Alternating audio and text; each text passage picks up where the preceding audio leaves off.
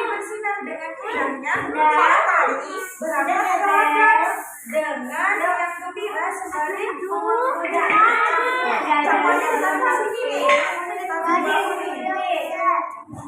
kata Patani, aku akan memeriksa kebun timunku, barangkali besok sudah bisa dipanen. Tetapi sesampainya di kebun timun, ternyata alangkah kagetnya Patani kaget karena buah timun di kebunnya semuanya rusak. Patani rusak. Aduh, kata Patani, siapa yang mengapa ya harus dirusak? Kalau mau ambil boleh saja, tapi tidak boleh dirusak. Dengan hati muram dan sedih, Patani pulang ke rumah dan menduga-duga, kira-kira hewan apa ya yang merusak kebun Patani? Hewan apa ya yang merusak kebun Patani? Ya, kita baca dulu ceritanya ya, biar kita tahu hewan apa sih yang merusak kebun Patani. Kata Patani, pasti si kancil yang merusak kebunku. Patani mencari akal untuk menjebak kancil, lalu membuat orang-orangan yang diberi perkat dengan sangat kuat. Patani bikin orang-orangan nih buat kancil supaya kancil gak merusak kebun Patani lagi. Nah, menjelang sore orang-orangan itu sudah selesai dibuat dan dibawa kepada kebun timun. Nah, orang-orangan tadi dipasang Patani di tengah kebun. Biar kelihatan semua ya, nanti ya, duduk di sini ya. Terus kata Patani, aku tahu kancil sangat cerdik. Ia akan melindungi orang-orang ini, tapi rasanya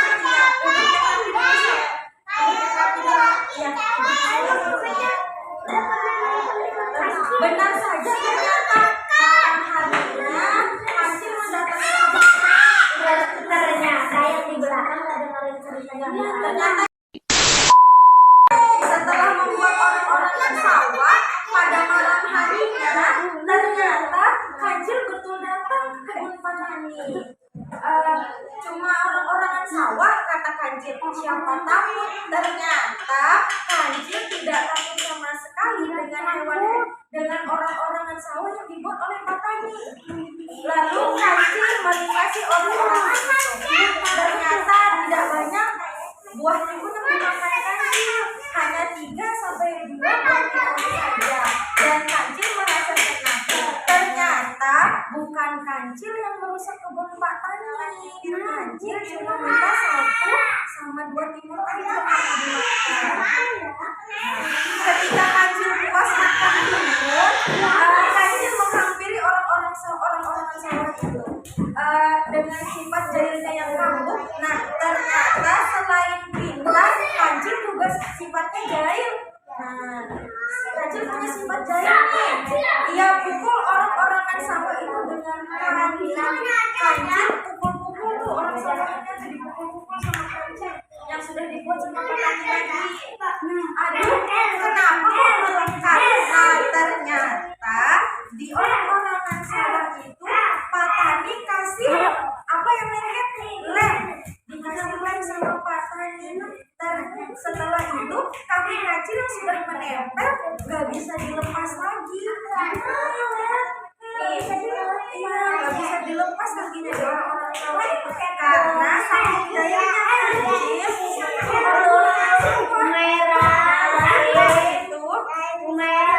kancil. Kancil lagi satu kakinya ke orang-orangan sawah dan ternyata lengket lagi. Jadi ada berapa kaki kancil yang di orang-orangan sawah? Ada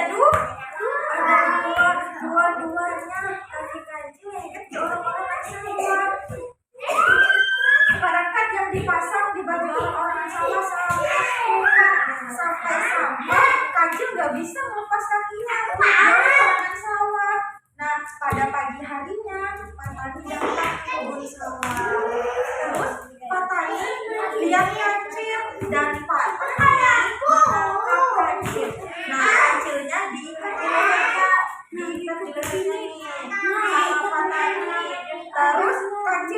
Kancil, Pak Tani bilang sama Kancil begini, Cil, kamu boleh makan ini, jangan rusak hobiku, kata Pak Tani. Padahal tadi Kancil Pak Tani ya. Terus Kancil bilang, ampun Pak Tani, bukan aku yang merusak kebun timunmu, aku cuma memakan 2-3 buah.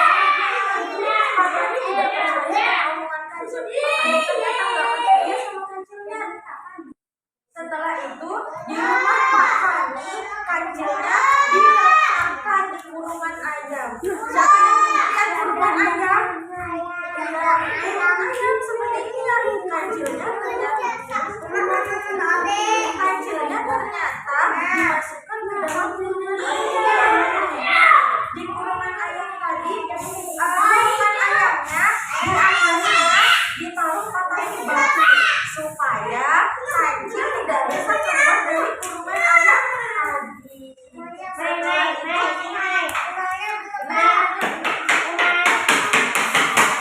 Setelah itu Kancil bilang seperti ini, ampun Pak Tani, Pak Tani mau jadiin Kancil itu sate. Pak Tani pergi ke pasar. Pada saat itu ada seekor anjing. Ketika Pak Tani ke pasar, ternyata ada anjing yang datang ke Kancil.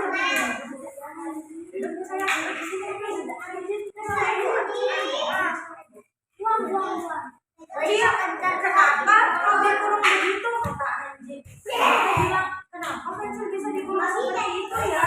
Terus kata Kancil, loh, kamu nggak tahu? Kancil membalas. Kata Kancil, kamu nggak tahu aku dikunci kenapa?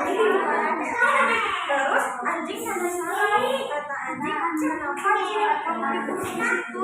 Terus Kancil bilang sama Pak Tani, begini, aku ini kan akan berjalan Pak Tani. Biasanya Pak Tani pergi ke pasar.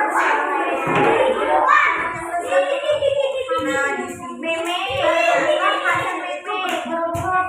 Nggak boleh bohong ya, karena bohong itu nggak baik. Nggak baik.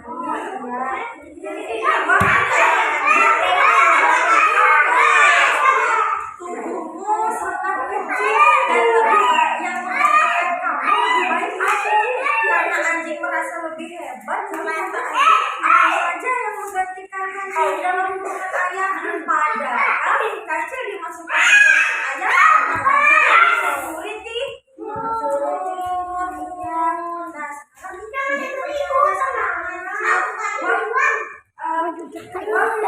sekarang sudah sangat anjing, kata Kancil. Kancil menunggu anjing supaya apa? Anjing bisa memperhatikan Kancil di dalam kurungan ayam. Kita nggak boleh bohong ya.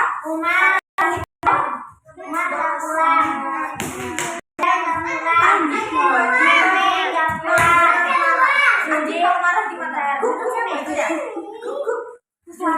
Kata anjing, Cil, kalau kau tahu batu sekarang juga, batu di atas punggungmu akan kudorong dan lehermu akan kugigit sampai putus. Wah, kata Kancil, jangan seperti itu, kata Kancil. Setelah itu, mau apa tidak? Kata anjing. Bertanya kan Kancil. Baik-baik, kata Kancil. Terpaksa aku turuti kemauanmu. Nah, Kancil mau bertukar sama anjing. Akhirnya yang masuk ke dalam kurungan ayam itu siapa? Anjing. Ya, ternyata Kancil berhasil membohongi anjingnya. Jadi anjingnya mau masuk ke dalam kurungan ayam. Kemudian kata Kancil, selamat ya jadi menantu Pak Tani. Nah, setelah itu sesaat kemudian Pak Tani datang. Ia kaget ketika melihat bukan Kancil lagi yang ada di dalam kurungan ayam. Siapa yang ada di dalam kurungan ayam? Anjing. Hormat kepada calon mertua, kata anjing. Kancil kepada saya.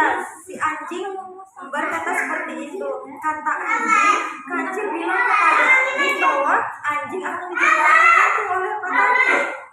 Terus kata Pak Tani,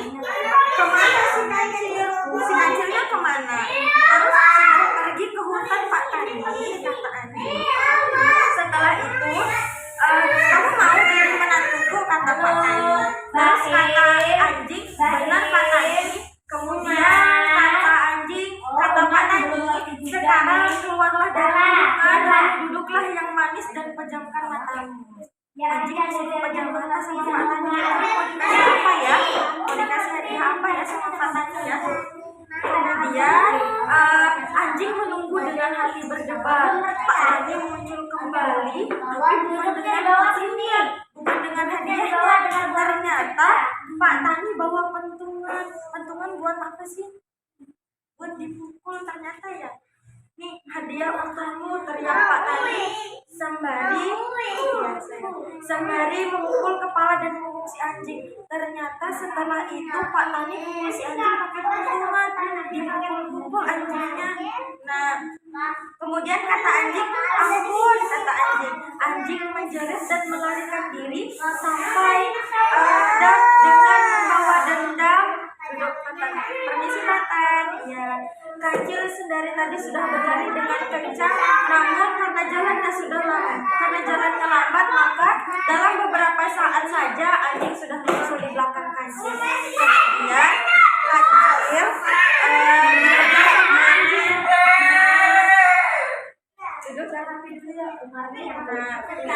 Anjingnya mengejar Kancil.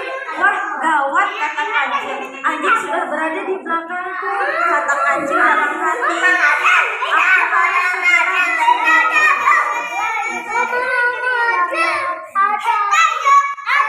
Kemudian kata Kancil, aku harus segera bersembunyi, kata Kancil. Anjing sangat marah karena ditipu sama Kancil. Tadi Kancil sudah berbohong ya sama anjing ya. Nah, sekujur tubuhnya masih terasa sakit karena telah dipukulin dengan Pak Tani. Kan tadi anjing dipukulin pakai pentungan, dipukul badannya. Kalau dipukul itu rasanya apa sih? Nah, jadi gak boleh pukul-pukul teman ya. Oke? Gak boleh pukul-pukul teman. Iya. Jadi sekarang gak boleh pukul-pukul teman lagi biar gak sakit.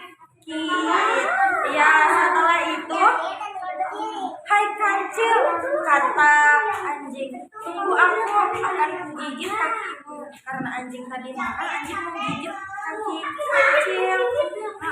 Loh, kok marah, kata Kancil. Kau sendiri kan yang ingin diambil menantu oleh Pak Tani, sebut Kancil mempercepat larinya. Tapi kau menipuku.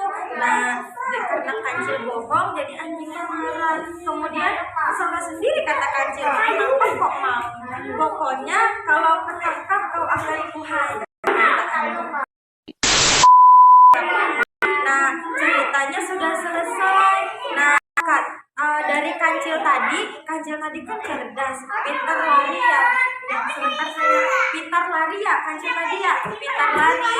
Tapi ternyata Kancil itu juga membohong. Nggak boleh bohong ya. Ternyata Kancil itu juga bohong. Terus Kancil juga tadi